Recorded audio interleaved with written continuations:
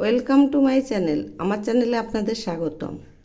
আজকে আমি উৎকল কাতলার রেসিপি নিয়ে আপনাদের সামনে আসছি। এই রান্নাটা উড়িষ্যার। এই রেসিপি বানানোর জন্য এখানে আমি কাতলা মাছগুলো কেটে ধুয়ে নিয়েছি। এবার পরিমাণ মতো লবণ, হলুদ আর সরিষার তেল দিয়ে মেখে 10 মিনিট রেস্টে রেখে দেব। এই যে দেখুন মাখা হয়েছে। এখন কড়াই বসিয়েছি। কড়াইয়ে ছোট এক বাটি সরিষার তেল দিলাম। তেল গরম হয়েছে।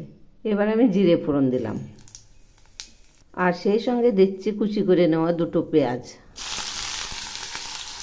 একটু নেড়ে দিচ্ছি। এই রান্নাটাতে আমি খুব একটা তেল দেব না, কারণ অনেকেই বলে তেল খাওয়া ভালো না। এখন আমি এর মধ্যে দিচ্ছি টুকরো করা একটা টমেটো।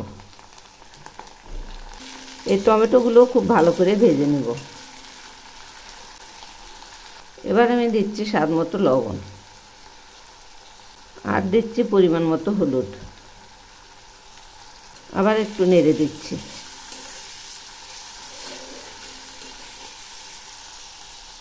পেঁয়াজ আর টমেটো কুচি ভাজা প্রায় হয়ে এসছে।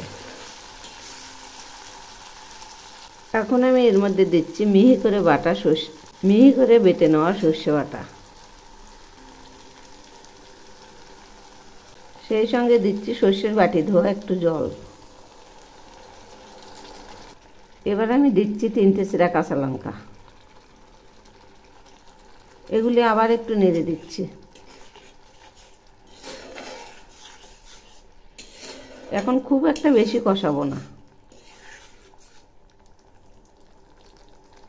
এখন আমি অল্প পরিমাণ জল দিলাম, আর একটু জল দিয়েছি।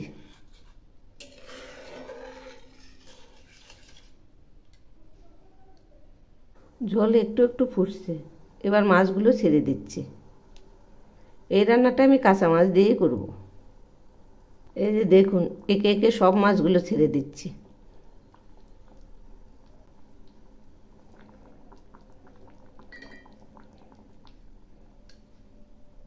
এখন আমি মাছগুলো ধীরে ধীরে উল্টে দেব।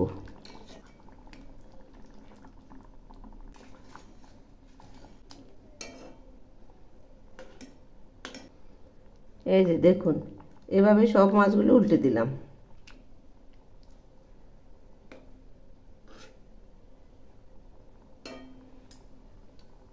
এখন আমি এর মধ্যে দিচ্ছি টিস্পুনের 1/4 চিনি।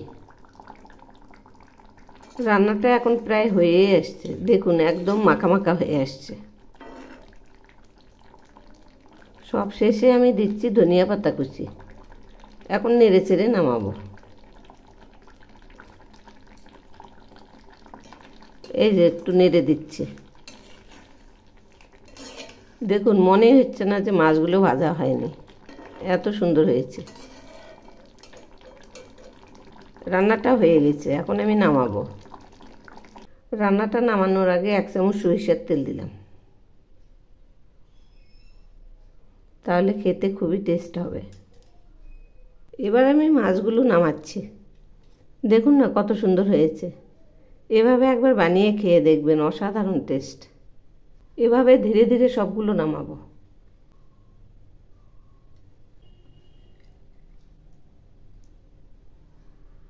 এই যে দেখুন, সব মাছগুলো নামিয়েছি। এবার আমি গ্রেভিগুলো ছড়িয়ে দেব।